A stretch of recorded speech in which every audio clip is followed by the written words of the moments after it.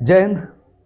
तो चलिए dear student, आज हम फाइनली बात करते हैं आपके इस वीडियो लेक्चर की, जिसमें हमने टॉपिक जो मेंशन किया है वो है बहुत ही इम्पॉर्टेंट, बहुत ही नीडेड, जिसका नाम है प्रीफिक्स एंड सफिक्स। क्या नाम है? Prefix and suffix. गाइज, इसके पहले के वीडियो लेक्चर में हमने बात किया था कि किस प्रकार से आईपीसी नॉमेनक्लेचर में हम किसी भी एल्केन का नॉमेनक्लेचर करते हैं जिसमें कोई भी प्रीफिक्स और सफिक्स या साइड चेन ना हो। उसमें हमने आपसे कहा था कि जो नेक्स्ट वीडियो होगा वह प्रीफिक्स और सफिक्स का होगा, जैसा कि हम आपके लिए लेकर आए हैं। सो अगर आप इसके पहले की वीडियो को नहीं देखे हैं तो पहले आप जाके उन वीडियो को देख लें, जिससे आपको चीज़ें आसानी से समझ में आ सके। तो चलिए फर्स्ट ऑफ ऑल हम ये समझते हैं कि प्रीफिक्स और सफिक्स में क्या बेसिक डिफरेंस होता है और इसका नॉमेनक्लेचर में क्या रोल है। चलिए देखिए, जैसा कि हम पहले ही पढ़ चुके हैं कि जो हमारा ऑर्गेनिक कंपाउंड्स का नॉमेनक्लेचर होता है उसमें मुख्यतः क्या होती हैं, तीन चीज़ें होती हैं। यानी इसका जो बेसिक स्ट्रक्चर होता है, ये बेसिक स्ट्रक्चर डिपेंड करता है तीन पार्ट पे। कौन कौन से पार्ट पे? वो पार्ट कुछ इस प्रकार से हैं जो हम यहाँ पे मेंशन कर रहे हैं, जिसमें से सबसे पहला आपका है पार्ट, वो है आपका प्रीफिक्स। क्या है? प्रीफिक्स। और जो दूसरा है आपका, ये है वर्ड रूट, या दूसरी भाषा में कहते हैं रूट वर्ड। और तीसरा आपका है सफिक्स। क्या है? सफिक्स।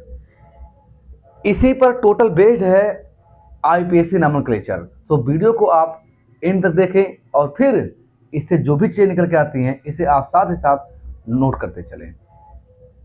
देखिए, जो प्रीफिक्स होता है सबसे पहले हम समझते हैं कि होता क्या है। प्रीफिक्स होता क्या है, उस वीडियो में हमने बात किया था बेसिकली थोड़ा सा इसके बारे में, और आज हम इसमें देखेंगे फाइनली ओवरऑल इसी के बारे में। देखिए, जो प्रीफिक्स होता है यह है कोई ना कोई सबस्टिट्यूएंट होता है, कोई ना कोई, आप यूँ कह सकते हैं कि एक फंक्शनल ग्रुप होता है। लेकिन ध्यान रखिएगा, फंक्शनल ग्रुप यहाँ पे आप ऐसे कह सकते हैं। देखिए, प्रीफिक्स क्या होता है? तो जो प्रीफिक्स होता है, एक प्रीफिक्स आपको दो रूपों में दिखाई देगा। कितने रूपों में? दो रूपों में। बात करें प्रीफिक्स होता क्या है, तो प्रीफिक्स आपका किसी भी ऑर्गेनिक कंपाउंड का नेम का वह पार्ट होता है जो किसी भी नाम में सबसे पहले लिखा जाता है। जैसे अगर हम एक एग्जाम्पल लिखें इस प्रकार से, जैसे हम लिख दें क्लोरोमीथेन। क्या लिख दें?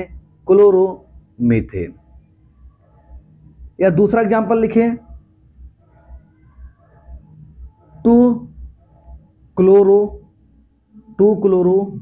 ब्यूटेनॉल।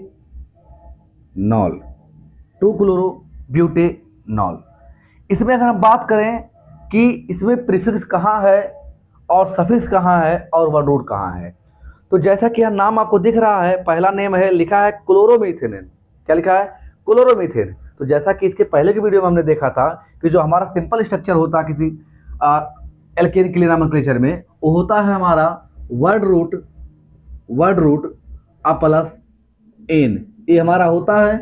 तो इसमें अगर आप देखें तो आपको वर्ड रूट और एन दिख रहा है। वर्ड रूट में क्या होता है? वर्ड रूट में कार्बन की संख्या दिखाई जाती है। कौन सी कार्बन की संख्या? जो मुख्यतः मेनली चेन में पार्टिसिपेट करता है। अभी चेन क्या होता है अभी हम समझेंगे। जैसे यहाँ पे देखें लिखा है मीथ और प्लस लिखा है एन। तो जो मीथ है ये आपका वर्ड रूट है, और जो आपका एन है ये क्या है? ये आपका एक जो है एल्केन का सिंबॉलिक रिप्रेजेंटेशन है, जिससे आप समझ जाएंगे कि ये एल्केन कंपाउंड है। तो ये क्या है? ये है आपका वर्ड रूट, और ये क्या है? एन। जो क्या रिप्रेजेंट कर रहा है? रिप्रेजेंट कर रहा है कि यह जो कंपाउंड है किस कैटेगरी का है, तो एल्केन का है। जैसा कि हम बात किए थे कि जो आपके हाइड्रोकार्बन्स होते हैं यानी ऑर्गेनिक कंपाउंड्स होते हैं, बेसिकली दो टाइप के, सैचुरेटेड अनसैचुरेटेड। सैचुरेटेड में एल्केन और अनसैचुरेटेड में एल्कीन और एल्काइन। तो उसमें से एल्केन का है। या यह आपका एक सफिक्स को भी इंडिकेट करता है। अभी कौन सा सफिक्स है बात करेंगे नेक्स्ट। और जो यहाँ पे लिखा है क्लोरो, यही क्या है? यहाँ पे इंडिकेट करता है प्रीफिक्स को। तो आप क्या देख रहे हैं कि ये जो एग्जांपल है एक क्लोरोमीथेन, इसमें जो क्लोरो है जो पहले लिखा गया है या प्रीफिक्स को इंडिकेट कर रहा है, और जो मीथ है या वर्ड रूट को, और जो एन है या सफिक्स को, या जो क्लास का कंपाउंड है एल्केन यानी एन उसको। दूसरा यहाँ पे देखिए आप, यहाँ लिखा है 2 क्लोरो, जिसमें 2 क्लोरो क्या बता रहा है, ये वर्ड रूट ब्यूट के पहले है, तो ये क्या बता रहा है, प्रीफिक्स। और जो ब्यूट है ये क्या है, वर्ड रूट है। और जो आपका इसमें एन है और ऑल है, ध्यान रखिएगा, एन है और ऑल है। एन भी क्या है हमारा, एक सफिक्स ही है, लेकिन ध्यान रखिएगा ये सफिक्स अभी ये इंडिकेट कर रहा है कि यह एल्केन का कंपाउंड है, और ये जो ऑल है यह इंडिकेट कर रहा है फाइनली एक सफिक्स को। इसका मतलब हम 2 बार सफिक्स कर रहे हैं, प्रीफिक्स कर रहे हैं, इसका क्या मतलब है। तो चलिए इसे आप थोड़ा सा ऐसे ही नोट कर लीजिए, फिर इसे हम इरेज करते हैं, फिर समझते हैं इसको। कर लीजिए। चलिए फर्स्ट ऑफ ऑल हम ये समझते हैं कि प्रीफिक्स क्या होता है। देखिए जो प्रीफिक्स होता है, प्रीफिक्स वह स्पीसीज होता है जो किसी भी कंपाउंड में, मेनली हम बात कर रहे हैं ऑर्गेनिक कंपाउंड की, तो हम अगर सिंपल कंपाउंड कहें या ऑर्गेनिक कंपाउंड कहें तो दोनों का सेंस एक ही है। तो जो प्रीफिक्स होता है यह किसी भी ऑर्गेनिक कंपाउंड में हाइड्रोजन की जगह पे अटैच होता है। किसकी जगह पे, हाइड्रोजन की। मीन्स यह हाइड्रोजन को रिप्लेस कर देता है और स्वयं जाके अटैच हो जाता है। कौन, प्रीफिक्स। और सेम यही काम करता है सफिक्स। लेकिन सफिक्स और प्रीफिक्स में मेन डिफरेंस क्या है, जो प्रीफिक्स होता है यह किसी भी क्लास के कंपाउंड के बारे में नहीं इंडिकेशन देता है, लेकिन जो सफिक्स होता है यह उस कंपाउंड के क्लास को डिसाइड करता है। और जो कंपाउंड है, अगर उस कंपाउंड में कोई ऐसा ग्रुप या ग्रुप ऑफ एटम, ठीक है, कोई ऐसा एटम या ग्रुप ऑफ एटम अटैच हो जाता है जिसकी वजह से उस पूरे कंपाउंड की प्रॉपर्टी ही चेंज हो जाती है, तो उसे कहते हैं सफिक्स। अगर आप सफिक्स के बारे में और अच्छा जानना चाहते हैं तो आपको मेरे ही चैनल पे एक वीडियो का लिंक मिलेगा जिसका नाम है फंक्शनल ग्रुप, क्योंकि अभी उसके बारे में बात करने वाले हैं और वो ही सफिक्स को इंडिकेट करता है। तो हमने क्या कहा कि जो प्रीफिक्स होता है ये क्या करता है, ये हाइड्रोजन की जगह पे अटैच होने वाला कोई आपका एटम होता है या ग्रुप ऑफ एटम होता है जो कि उस कंपाउंड का कोई क्लास डिसाइड नहीं करता है, मुख्य रूप से उसकी सभी प्रॉपर्टी के लिए रिस्पॉन्सिबल नहीं होता है। ठीक, ऐसे तो प्रॉपर्टी के लिए रिस्पॉन्सिबल तो है, लेकिन जो हमारा आईपीसी सिस्टम कहता है वो कहता है कि जो सबसे अधिक प्रभावी होगा ग्रुप उसी को हम कहेंगे सफिक्स, और बाकी को हम प्रीफिक्स में डाल देंगे। सो प्रीफिक्स में क्या क्या है, तो जो प्रीफिक्स होता है ये हमारा होता है 2 प्रकार का। एक होता हमारा प्राइमरी या 1 डिग्री प्रीफिक्स, और जो दूसरा होता है वो होता है सेकेंडरी या 2 डिग्री प्रीफिक्स। अब बात करें कौन सा प्राइमरी होता है कौन सा सेकेंडरी होता है। देखिए प्राइमरी में उन प्रीफिक्स को रखा गया है जो कुछ इस प्रकार से होते हैं। जैसे कोई अगर साइक्लो कंपाउंड है जो कि अटैच है किसी ऑर्गेनिक कंपाउंड से बेसिकली, तो उसे कहेंगे हम प्राइमरी प्रीफिक्स। जैसे साइक्लो है यानी कोई साइक्लिक बना है, ठीक इस प्रकार से इसे कहते हैं साइक्लो। एग्जाम्पल के तौर पे हम लिख दें CH3 और यहाँ जोड़ दें इस प्रकार से एक रिंग ऐसे, तो ये साइक्लोमीथेन है। साइक्लो है और फिर क्या है, मीथेन। लेकिन साइक्लोमीथेन में कौन सा, तो ये आपका क्या है, देखिए ये हेक्सेन टाइप का कुछ है, ठीक है, हेक्सेन टाइप का। तो मिथिल साइक्लो, जैसे ये आपका कंपाउंड जैसे CH3 हो CH2 हो और इससे जोड़ दिया जाए क्या, इस प्रकार से एक जो है कंपाउंड ऐसे, देखिए ये देखिए साइक्लिक है, ये जुड़ा हुआ है, तो ये प्रीफिक्स की तरह काम करेगा साइक्लो। दूसरा आपका जो है 1 डिग्री में आता है वो है बाईसाइक्लो। क्या है, बाईसाइक्लो। अब बात करते हैं बाईसाइक्लो कैसा स्ट्रक्चर होता है, तो बाईसाइक्लो कुछ इस प्रकार का स्ट्रक्चर होता है। जैसे ये बाईसाइक्लो हो गया एग्जांपल बाईसाइक्लो का, ये किसका एग्जांपल है, बाईसाइक्लो का। ये बाईसाइक्लो का एग्जांपल है इस प्रकार से, ठीक है, ये बाईसाइक्लो का एग्जांपल है।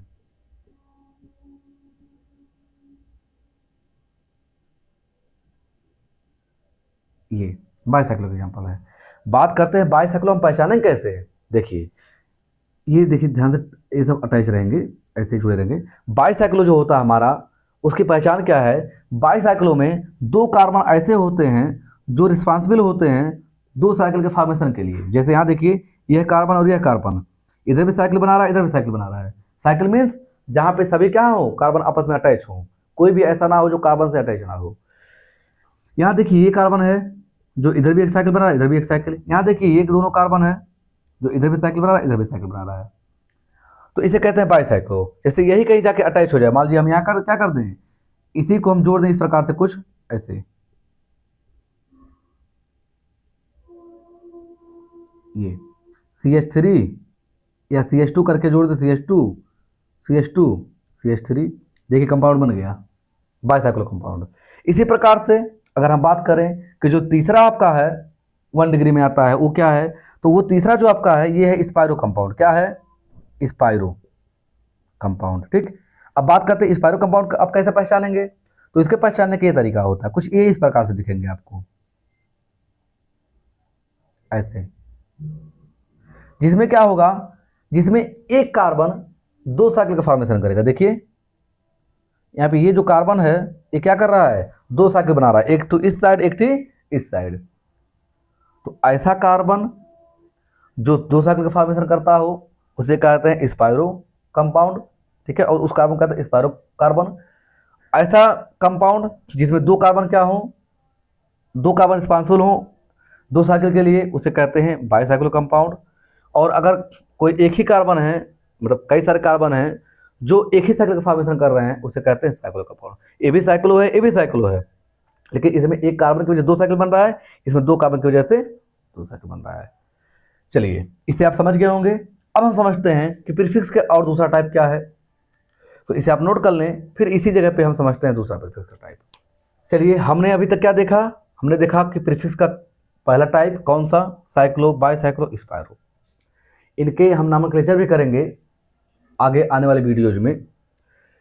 अब देखिए सेकेंडरी क्या होता है प्रीफिक्स, तो सेकेंडरी प्रीफिक्स में आते हैं मुख्यतः 2 टाइप के स्ट्रक्चर्स। कौन कौन सा? एक है आपका सबस्टिट्यूएंट। क्या है? सबस्टिट्यूएंट। और एक होता है आपका क्या, एक होता है ब्रांच। क्या होता है? ब्रांच। जो सबस्टिट्यूएंट होते हैं ये मेनली हेट्रोएटम होते हैं। क्या होते हैं? हेट्रोएटम। हेट्रोएटम मीन्स कार्बन को छोड़ करके और हाइड्रोजन को छोड़ करके, मेनली आप हाइड्रोजन नहीं कार्बन ही कहिए। जैसे हेट्रोएटम में हम अगर कहें तो हम कह सकते हैं, जैसे मान लीजिए कहीं ऐसे लिखा है CH4, अब CH4 में से एक हाइड्रोजन हटा दीजिए और लिख दीजिए CH3 और Cl, तो देखिए यहाँ हाइड्रोजन की जगह क्या आ गया, Cl। हेट्रोएटम है।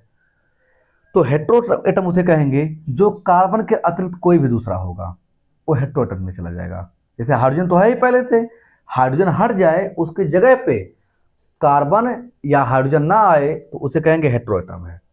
अगर हाइड्रोजन आता है तो किसी और एटम के साथ अटैच हो लेकिन डायरेक्टली ना अटैच हो, उसे कहेंगे हेट्रोएटम। और दूसरा जो आपका आता है वो होता है ब्रांच। क्या होता है? ब्रांच। ब्रांच में क्या होता है? ब्रांच में आपका कार्बन और हाइड्रोजन ही होता है जो कि हाइड्रोजन की जगह पे आता है।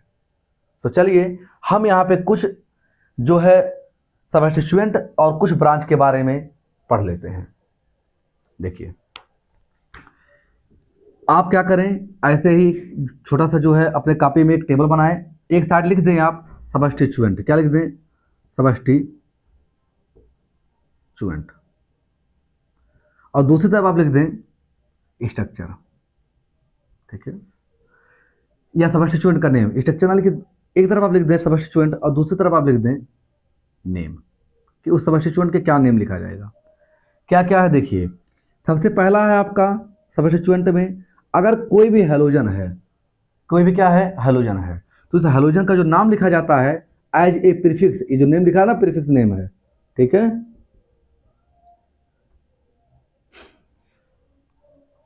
ये जो लिखा है प्रीफिक्स नेम है।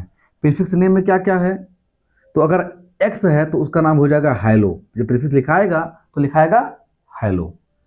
अब हैलोजन में क्या क्या हो सकता है, तो हो सकता है फ्लोरीन, क्लोरीन, ब्रोमीन और आयोडीन। अगर फ्लोरीन जुड़ा हुआ है तो लिखाएगा इसके लिए फ्लोरो, ब्रोमीन है तो लिखाएगा ब्रोमो, क्लोरीन है तो लिखाएगा क्लोरो, और अगर आयोडीन है तो लिखाएगा आयोडो। इसी प्रकार से अगर NO2 जुड़ा हुआ है, NO2, तो इसके लिए लिखाएगा प्रीफिक्स नेम नाइट्रो, क्या लिखाएगा, नाइट्रो। इसी प्रकार से अगर SO3H जुड़ा हुआ है तो इसके लिए लिखाएगा सल्फो, क्या लिखाएगा, सल्फो, ठीक। इसी प्रकार से अगर CN जुड़ा हुआ है तो लिखाएगा साइनो, क्या लिखाएगा, साइनो। इसी प्रकार से अगर हमारा जो है CN लिखा है, ठीक, ये जुड़ा हुआ है तो लिखाएगा थायोसाइनो, क्या लिखाएगा, थायोसाइनो। ये कुछ एग्जाम्पल्स हैं किसके, सब्स्टिट्यूएंट के या प्रीफिक्स के। वो भी कौन सा प्रीफिक्स, तो जो प्रीफिक्स है आपका कौन सा है, कौन सा है, सेकेंडरी प्रीफिक्स है। इसी प्रकार से अगर और देखना चाहें हम लोग एग्जाम्पल के तौर पे, जैसे हमारा लिखा रहे कहीं पीएच, पीएच मीन्स क्या होता है, C6H5, मतलब फिनाइल ग्रुप, क्या, फिनाइल। तो यहाँ लिखा रहता है फिनाल, क्या लिखा रहता है, फिनाइल, फिनाइल, ठीक, उसमें पढ़ेंगे फिनिल, ठीक है। इसी प्रकार से अगर NO अटैच है तो इसका नाम लिखाता है नाइट्रोसो, क्या लिखाएगा, नाइट्रोसो, क्या लिखाएगा, नाइट्रोसो। अब बात करें कि किस प्रकार से अटैच रहेगा, तो जैसे देखिए एग्जाम्पल के तौर पे इस प्रकार से, जैसे यहाँ लिख दिया जैसे CH3X, ठीक है, इस प्रकार दिख जाए। बात करें इस नाइट्रो की, जैसे CH3NO2 अटैच हो सकता है। फिर बात करें सल्फोन का या सल्फोनिल का, तो ये हो सकता है जैसे CH3SO3H, इस प्रकार से। तो ऐसे बाकी सारा भी आप जोड़ के चेक कर सकते हैं कि ये कैसे अटैच होता है। तो हमने क्या देखा, हमने देखा कि प्रीफिक्स क्या होता है और ये कितने टाइप के होते हैं, और यहाँ पे जो प्रीफिक्स लिखे गए हैं उसमें क्या है, ये सब्स्टिट्यूएंट है, क्या है, सब्स्टिट्यूएंट है। तो चलिए इसे आप नोट कर लीजिए, फिर अभी हम और बात कर लेते हैं कि ब्रांच क्या होता है। चलिए अब यहाँ देखते हैं हम कुछ ब्रांच के बारे में। तो ब्रांच क्या होता है, इसे के बारे में जानने के लिए पहले तो हम ये समझ लें कि ब्रांच ही क्या होता है। देखिए, तो चलिए पहले हम ब्रांच को समझ लेते हैं, तब हमें समझ में आएगा कि ब्रांच प्रीफिक्स कैसे यूज किए जाते हैं। देखिए, जैसे हम यहाँ पे एग्जाम्पल लिखते हैं कुछ इस प्रकार से, CH3, CH2, CH2, CH2, CH3। हम इसे देखिए क्या इस प्रकार से लिख सकते हैं, CH3, CH, CH3, CH2, CH3। क्या यह स्ट्रक्चर और यह स्ट्रक्चर सेम है, तो स्ट्रक्चर सेम नहीं है। क्या इसका मॉलिक्यूलर फार्मूला, इसका मॉलिक्यूलर फार्मूला सेम है, चलिए चेक करते हैं। देखिए यहाँ कार्बन की संख्या कितनी है, 1 2 3 4 5। यहाँ कितनी है, 1 2 3 4 5। कार्बन सब में कितने हैं, 5 हैं। यहाँ कितने हाइड्रोजन हैं, 3 2 5 2 7 2 9 3 12। यहाँ पे 3 2 5 3 8 3 11 1 12। दोनों जगह क्या है, कार्बन और हाइड्रोजन की संख्या समान है, तो मॉलिक्यूलर फार्मूला सेम है। अब अगर हम देखें तो यहाँ पर जितने भी कार्बन हैं सब एक दूसरे से केवल अटैच हैं और एक सीधे चेन में है। देखिए ये वाला इससे जुड़ा है, ये वाला इससे जुड़ा है, ये कार्बन इससे जुड़ा और ये वाला कार्बन इससे जुड़ा है। जबकि यहाँ देखिए, यहाँ पे यह कार्बन इससे जुड़ा है और यह कार्बन इससे, लेकिन बाकी दो कार्बन इससे यह अटैच है और यह इससे अटैच है, ये वाला। जैसे यहाँ देखें कि जो ये वाला कार्बन है, अगर हम कहते हैं दूसरा कार्बन है, तो इस पहला दूसरा तीसरा कर दें, ये दूसरा कार्बन इस पहले से जुड़ा हुआ है और तीसरा कार्बन दूसरे से जुड़ा हुआ है। जबकि यहाँ देखें, अगर इसको चौथा पांचवा कर लें तो चौथा दूसरे जुड़ा हुआ है, जबकि यहाँ पे सब लाइन से जुड़े हुए हैं एक सीक्वेंस में। क्या ऐसा यहाँ पे है, नहीं। अब अगर यहाँ पर हम देखें तो यहाँ पर ये सभी कार्बन जो हैं एक चेन में है, जबकि यहाँ क्या है कि सभी कार्बन को हम चाह कर भी एक चेन में नहीं काउंट कर सकते। जैसे देखिए, या तो ये इस प्रकार से एक चेन बनाएगा जिसमें 3 कार्बन की संख्या है, या तो ये इस प्रकार से बनाएगा जिसमें कितने कार्बन की संख्या है, 4, या तो इस प्रकार से, तभी 4 है। मतलब या तो कार्बन की संख्या 3 काउंट हो पाएगी या तो कार्बन की संख्या 4 काउंट हो पाएगी, लेकिन हर कंडीशन में हमारा एक कार्बन छूट जा रहा है और उसके साथ हाइड्रोजन। तो उस समय जैसे अगर हम कह दें कि हमारा ये वाला कार्बन है, मेनली कौन सा है, ये कार्बन है, ठीक है, ये वाला किनारे, इसको मिटा दे रहे हैं साइड से, जो ये कार्बन हमने बनाया है, ठीक है, ये चेन, इसे पूरा इरेज करके हम आपको समझाते हैं। जैसे मेनली अगर हमारा ये वाला है CH3 CH CH2 CH3 CH3, अगर हम कहते कि हमारा चेन कुछ इस प्रकार से है तो हमारा ये छूट जा रहा है, यस छूट जा रहा है। जब ये छूट जा रहा है इसी को हम क्या बोलेंगे, ब्रांच। क्या बोलेंगे, ब्रांच। फिर बात आती है कि ब्रांच बन रहा तो नेम क्या होगा इसका। तो देखिए जब हमारा कोई कंपाउंड फॉलो करता है इस नाम फार्मूले को CnH2n+2 तो इसे हम कहते हैं एल्केन। क्या कहते हैं, एल्केन। लेकिन अगर वही कंपाउंड फॉलो करने लगता है इस फार्मूले को CnH2n+1 तो उसे हम कहते हैं एल्किल। क्या कहते हैं, एल्किल। क्या कहते हैं, एल्किल। जैसे हमारे पास अगर CH4 लिखा है तो कहते हैं एल्केन। एल्केन में मुख्य रूप से क्या कहते हैं इसे, हम कहते हैं मीथेन। क्या कहते हैं, मीथेन। लेकिन अगर इसी में से एक हाइड्रोजन हटा दिया जाए तो आप देखेंगे एक वैलेंसी खाली हो जाएगी, कुछ इस प्रकार से, ऐसे। तो इसे हम कहेंगे एल्किल। क्या कहेंगे, एल्किल। और इसका नाम लिखाएगा मिथिल। क्या लिखाएगा, मिथिल। इसी प्रकार से कहीं ऐसा है CH2 है CH3 है तो यहाँ कितने कार्बन है, 1 2, हाइड्रोजन कितने, 5। फार्मूला क्या हो गया, CnH2n+1। ठीक, तो ये हो जाएगा आपका इथिल। क्या हो जाएगा, इथिल। इसी प्रकार से ऐसा फार्मूला बन रहा है CH2 CH3 CH2 CH2 CH3 तो हो जाएगा आपका प्रोपिल। क्या हो जाएगा, प्रोपिल। इस प्रकार से आप देखेंगे कि क्या बनेगा, ब्रांच बनेगा। यानी ब्रांच में आपका कोई ना कोई एल्किल ग्रुप ही अटैच होगा और उसमें क्या क्या आएगा, मेथिल हो सकता है, एथिल हो सकता है, प्रोपिल हो सकता है। ये सब हम अच्छे से और समझ पाएंगे जब हम इसके एग्जाम्पल को समझेंगे। तो चलिए इसे आप नोट कर लें। अब हम बात करते हैं कि सफिक्स क्या होता है और वर्ड रूट क्या होता है। नोट कर लें। चलिए अब देखिए, तो जो वर्ड रूट होता है हमारा, ये क्या रिप्रेजेंट करता है, तो ये जो रिप्रेजेंट करता है तो आप लिखेंगे इट रिप्रेजेंट्स। ठीक, it represents total number of carbon, total number of carbon which ठीक participate in formation of long chain। जो वर्ड रूट होता है वह आपका उन कार्बन के कुल संख्या को रिप्रेजेंट करता है जो एक चेन का फॉर्मेशन करती हैं। वो भी कौन सा चेन का, लॉन्गेस्ट चेन का, सबसे बड़ी चेन का। ठीक है, जैसे अगर यहाँ लिखा रहे CH3 CH2 CH3, ठीक, इस प्रकार से लिखा रहे CH3 CH2 फिर CH2 फिर लिखा रहे यहाँ पे CH3, तो यहाँ पे सबसे अधिक कार्बन कितने हैं, कुल 4 है।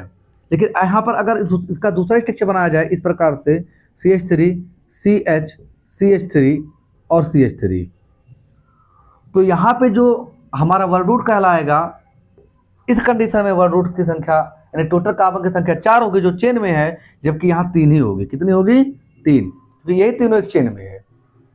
यह कार्बन छूट जाएगा। क्लियर है, तो यह ब्रांच बन जाएगा और यह वर्ड रूट बन जाएगा।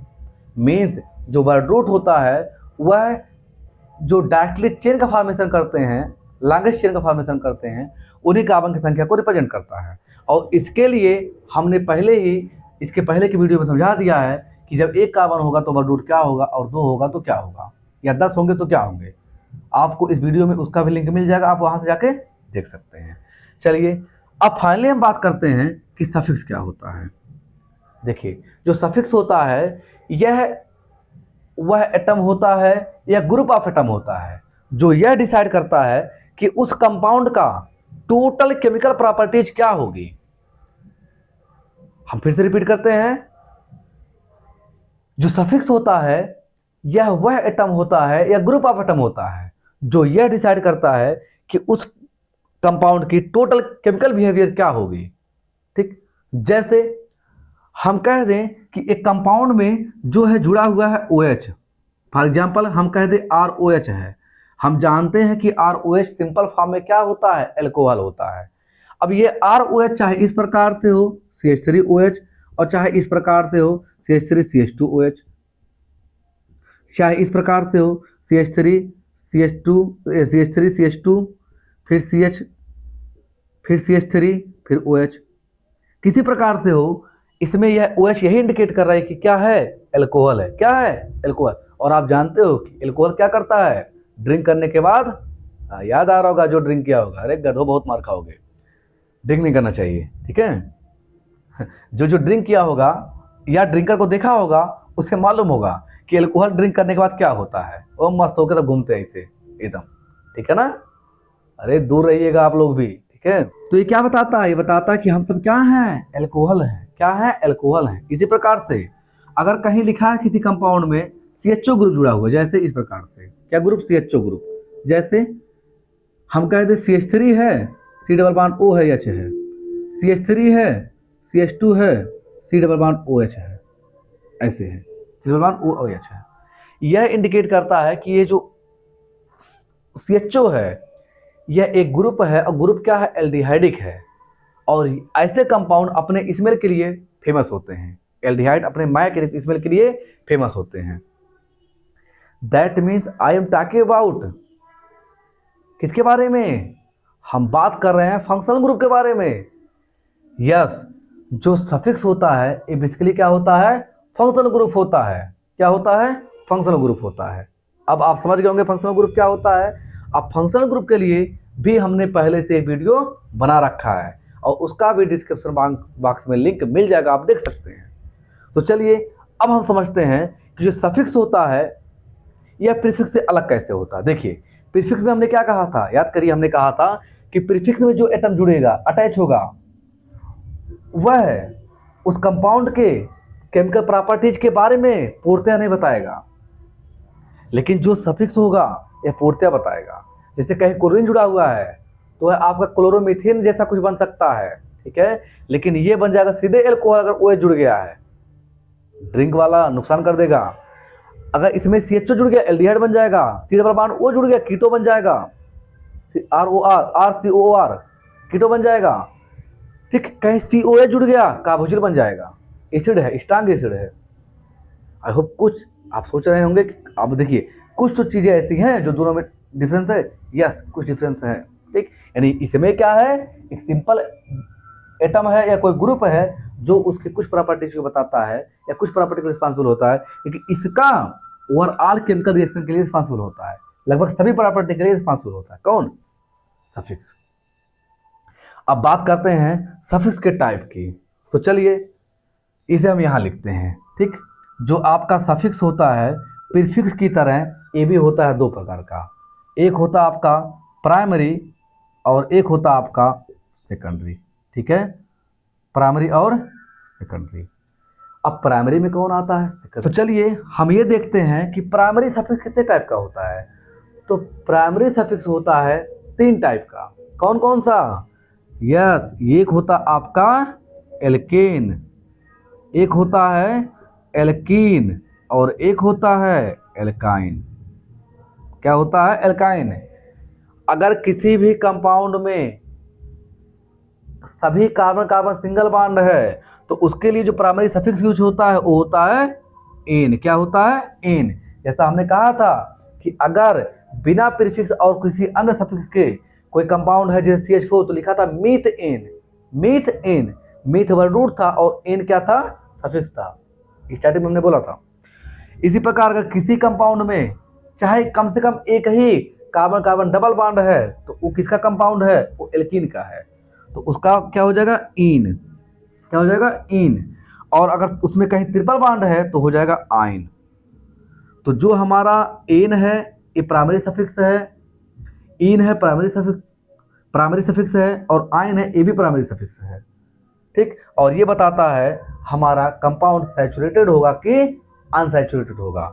सैचुरेटेड होगा तो एन लिखा रहेगा, अनसैचुरेटेड होगा तो इन या आइन। इन है तो अनसैचुरेटेड में एल्कीन है, और आइन है तो अनसैचुरेटेड में एल्काइन है। अब हम बात करते हैं कि इसके अतिरिक्त जो सेकेंडरी सफिक्स होता है ये क्या होता है। तो देखिए सेकेंडरी सफिक्स जो होते हैं यह फंक्शनल ग्रुप होते हैं। क्या होते हैं, फंक्शनल ग्रुप होते हैं, ठीक है। क्या होते हैं, फंक्शनल ग्रुप होते हैं। तो चलिए यहाँ पर हम कुछ फंक्शनल ग्रुप के बारे में समझ लेते हैं, देन आफ्टर ए वीडियो आपका फिनिश हो जाएगा। इसे नोट कर लें। देखिए जो बच्चे ये कहते हैं कि ऑर्गेनिक केमिस्ट्री या ऑर्गेनिक कंपाउंड्स का नामक टीचर बड़ा टफ होता है, तो हम उन बच्चों से कहना चाहेंगे कि टफ जैसा कोई भी चीज़ स्टूडेंट लाइफ में स्टूडेंट के लिए तो नहीं आना चाहिए। अगर आप एक स्टूडेंट हैं तो आपके लिए ये कठिन चीज़ नहीं आना चाहिए, क्योंकि ये जो कठिन या टफ जैसा वर्ड्स होता है ये मूर्खों की श्रेणी में आते हैं, ना कि स्टूडेंट की श्रेणी में आते हैं। क्योंकि जिस भी चीज़ के लिए हम प्रयास करेंगे वो चीज़ हमें आएगा, ये 100% तय है। ऐसा कोई भी टॉपिक नहीं है कि आप प्रयास करें और उसमें सफलता ना प्राप्त हो आपकी, बस प्रयास आपका सही होना चाहिए। प्रयास कैसा होना चाहिए? सही होना चाहिए। बहुत से बच्चों से हमने ये सुना है कि केमिस्ट्री जो है बहुत बझौलिया टॉपिक है, बहुत जो है कॉम्प्लिकेटेड। नहीं, केमिस्ट्री कॉम्प्लिकेटेड तो है ही नहीं, हम इसे समझ नहीं पाते हैं। केमिस्ट्री एक समझने वाली सब्जेक्ट है। जिस प्रकार से इंसान साथ साथ रहते हुए भी एक दूसरे की लाइफ को नहीं समझ पाता है और उसमें कई सारी समस्याएं खड़ी होती हैं। इंसान अपने ही माँ बाप के साथ रहता है, अपने ही घर में रहता है, लेकिन उन्हें ही नहीं समझ पाता और उन्हीं से अलग हो जाता है। अगर वही इंसान ये समझ लेता कि इनका पूरा बिहेवियर क्या है, कैसे वर्क करना चाहते हैं, हमें इनके अगेंस्ट कैसे बिहेवियर करना चाहिए, शायद कभी ऐसा ना होता। जस्ट लाइक केमिस्ट्री ऐसे ही कुछ है। केमिस्ट्री को समझना है तो हमें अपने लाइफ को समझना पड़ेगा, और अगर अपने लाइफ को समझना है तो केमिस्ट्री को समझना पड़ेगा। मीन्स केमिस्ट्री क्या है? एक थिंकिंग सब्जेक्ट है, समझने वाला सब्जेक्ट है। इसे आपको समझना पड़ेगा। अगर आपको पढ़ना है तो समझना पड़ेगा, और ये कोई टफ सब्जेक्ट नहीं है, कोई लर्निंग सब्जेक्ट नहीं है। हाँ, कुछ चीज़ें एक्सेप्शनल होती हैं। एक्सेप्शनल इसलिए होती हैं क्योंकि हमें सारी चीज़ के बारे में सेम प्रॉपर्टी नहीं मालूम होती है। जैसे दो व्यक्ति होते हैं, उनके सभी गुण को हम नहीं जानते हैं। कुछ गुण, कुछ प्रॉपर्टी ऐसी होती है जो उनकी हिडन होती है और उनकी खास प्रॉपर्टी होती है। वैसे कंपाउंड्स होते हैं जिनकी कुछ खास प्रॉपर्टी होती है। समझ में आ गया? चलिए अब हम देखेंगे कि जो हमारा और सफिक्स होता है वो क्या होता है। तो चलिए अब क्या करिए, आप अपने कॉपी को जो है ऐसे ही दो पार्ट में डिवाइड कर लीजिए। एक तरफ लिख लीजिए आप सफिक्स, ठीक, और एक तरफ लिख लीजिए उसका नेम, कि आप सफिक्स में क्या नेम यूज करेंगे। जैसे अगर कहीं सफिक्स आपका जो है वो है एल्कोहल का, ठीक है, किसका है?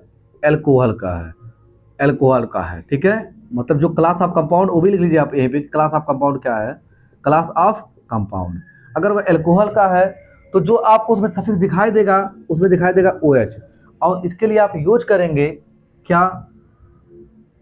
OL। क्या यूज करेंगे? OL। इन सफिक्स के रूप में क्या यूज करेंगे? OL। अगर वह कंपाउंड है आपका कार्बोक्सिलिक का, किसका? कार्बोक्सिलिक का, ठीक, कार्बोक्सिलिक, तो ये COH आपको दिखाई देगा। और इसके लिए जो सफिक्स में आप यूज करेंगे वर्ड, वो है ओइक। क्या? ओइक, ठीक। और साथ में लिखते हैं एसिड, जैसे मिथेनोइक एसिड, इथेनोइक एसिड। अगर वह कंपाउंड आपका, उस कंपाउंड में कहीं CHO ग्रुप अटैच है, तो ये किसका कंपाउंड है? ये है क्लास एल्डिहाइड का। हम क्लास नहीं लिख रहे हैं, बोल रहे हैं, आप नोट कर सकते हैं, एल्डिहाइड का है। और इसके लिए आप क्या यूज करेंगे सफिक्स? तो आप लिखेंगे आल, AL, आल। कहीं इस प्रकार लिखा है RC डबल बॉन्ड O फिर R डैश, ये है कीटोन का। इसके लिए आप सफिक्स यूज करेंगे ONE, ONE। कहीं लिखा है ROR, ROR, तो इसके लिए आप लिखेंगे वर्ड एल्कॉक्सी, एल्कॉक्सी एल्केन। अभी इसके एग्जांपल को हम समझ लेंगे थोड़ा सा। Alkoxy alkane. फिर इसी प्रकार से अगर कहीं भी लिखा है कुछ इस प्रकार से कंपाउंड, जैसे R रहे, C डबल बॉन्ड O रहे, फिर X रहे, X मीन्स हेलोजन रहे, तो इसके लिए जो आप यूज करेंगे सफिक्स, वो लिखेंगे आप OIL, OIL और फिर हेलाइड। जैसे अगर यहाँ पे मान लीजिए क्लोरीन है तो इसके नाम लिखते समय लास्ट में आप जोड़ेंगे OIL और क्लोराइड। क्या लिखेंगे? OIL और क्लोराइड। जैसे एग्जाम्पल देखें आप, एग्जाम्पल में जैसे लिख दीजिए ROH, ये क्या है? एल्कोहल हो गया, ठीक। और इसमें मान लीजिए हम लिख दें इसको CH3OH, तो क्या हो जाएगा? ये हो जाएगा मीथेनॉल। क्या हो जाएगा? मीथेनॉल। इसी प्रकार से अगर इसे इस प्रकार, जैसे इसका एग्जाम्पल लिख दिया जाए CH3COOH, तो ये क्या है? ये आपका इथेनोइक एसिड है। क्या है? इथेनोइक एसिड, ठीक। इसी प्रकार अगर ये लिख दिया जैसे CH3COOH, डबल बॉन्ड OH, तो इसे आप कहेंगे क्या, इसे कहेंगे आप इथेनॉल। क्या कहेंगे, इथेनॉल। ध्यान रखिएगा यहाँ नाल है, यहाँ नॉल है, वहाँ OL है, यहाँ NaL है। तो हम अगर बात करें कैसे नाम हम लिख रहे हैं, तो अब आपको नॉमेनक्लेचर आना चाहिए। मतलब अब आप अगर हम बात करें कैसे हम नाम लिख रहे हैं, तो डोंट वरी, अभी हम एक दो एग्जांपल यहाँ समझा देंगे कि कैसे नाम लिखा जाता है। देन आफ्टर हम बात करेंगे नेक्स्ट वीडियो में। ऐसे यहाँ पे है, अगर ओन है जैसे CH3 है, C डबल बॉन्ड O है, फिर CH3 है, ठीक है। तो इसी का जो सिंपल नाम होता है एसीटोन। क्या नाम होता है, एसीटोन। अगर वैसे वैसे नाम देखा जाए तो टोटल नाम कितने कार्बन है, 3, 1 2 3, ठीक है। तो हो जाएगा आपका प्रोपेनोन, प्रोपेनोन। इसी प्रकार ये रहे, मान लीजिए जैसे CH3O CH3 रहे, ठीक है। तो क्या है, ये है आपका मिथाक्सी, मिथाक्सी, ठीक। फिर क्या है, मीथेन, मिथाक्सी मीथेन। और इसी प्रकार से अगर ऐसा कुछ आ जाए, जैसे यहाँ पे लिखा है CH3 है, C डबल बॉन्ड O है, ठीक, C डबल बॉन्ड O है और Cl है, तो इसका नाम हो जाएगा, 2 कार्बन है ना, तो हो जाएगा आपका इथेनोइल, ठीक है, इथेनोइल, ठीक। हेलाइड, हेलाइड में क्या है, क्लोराइड है, क्लोराइड, ये हो जाएगा आपका। तो इस प्रकार से हमने क्या देखा कि कैसे हम एक सफिक्स का जो नेम होता है, जो वर्ड होता है, उसे लिखते हैं, पहचानते हैं, ठीक। तो सफिक्स को आप कुछ इस प्रकार से पहचानेंगे। आपके बुक्स में और भी सफिक्स दिए होंगे, उसका नेम दिया होगा, और प्रीफिक्स दिए होंगे, उसका नेम दिया होगा। सो आपसे रिक्वेस्ट है कि आप उन सबको याद कर लें, जो भी आपके पास डाटा है, जैसे भी डाटा है उसे आप याद कर लें, जिससे आप नॉमेनक्लेचर कर पाएँ। चलिए इसे आप नोट कर लें। अब हम 2 एग्जाम्पल समझ लेते हैं, फिर बात करते हैं इसके नेक्स्ट वीडियो की। अगर हम बात करें इसके स्ट्रक्चर की, तो सबसे पहले जो नाम लिखा जाता है वो लिखा जाता है प्रीफिक्स का, प्रीफिक्स का विद पोजीशन, प्लस जो लिखा जाता है वो लिखा जाता है वर्ड रूट का, वर्ड रूट का, और फिर लिखा जाता है सफिक्स का। किसका, सफिक्स का। अगर बात करें कि प्रीफिक्स में कौन सा पहला प्रीफिक्स है, तो प्रीफिक्स में सबसे पहले लिखा जाता है सेकेंडरी प्रीफिक्स, फिर प्राइमरी प्रीफिक्स, फिर वर्ड रूट, फिर आपका प्राइमरी सफिक्स, फिर आपका सेकेंडरी सफिक्स। इस प्रकार से कुछ नॉमेनक्लेचर किया जाता है। तो चलिए हम जो है एक छोटे से एग्जांपल की बात करते हैं। देखिए जैसे कहीं लिखा है इस प्रकार से कोई कंपाउंड, जैसे CH3 CH2 Cl CH3 CH, फिर यहाँ लिखा है OH, ठीक। हमको इसका नाम लिखना है। सबसे पहले हम देखेंगे कि इसमें सबसे बड़ा चेन क्या है। सबसे बड़ा जो चेन है, तो इसमें तो 2 ही कार्बन है, यही आपका।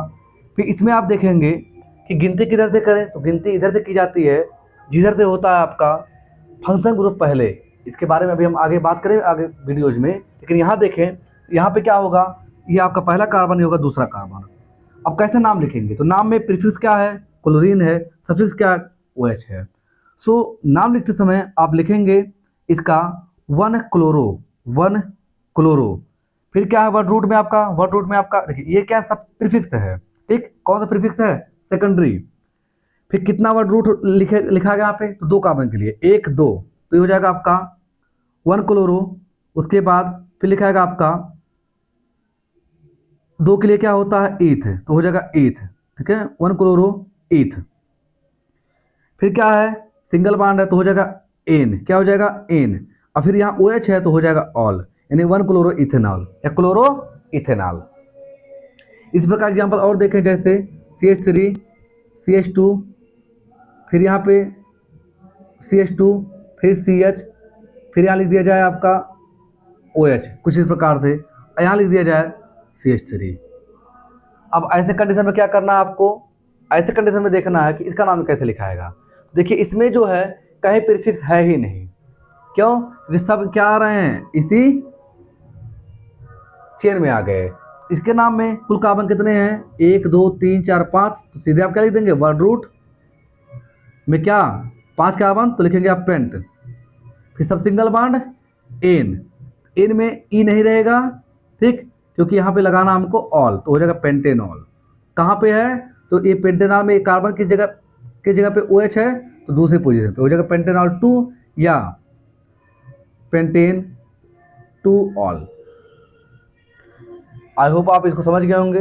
तो चलिए हम इसके बारे में नॉमेनक्लेचर को अब इस समझेंगे नेक्स्ट वीडियो में, क्योंकि वीडियो बहुत ही लंबा हो गया है, लेकिन फिर भी आप वीडियो को पूरा देखिएगा।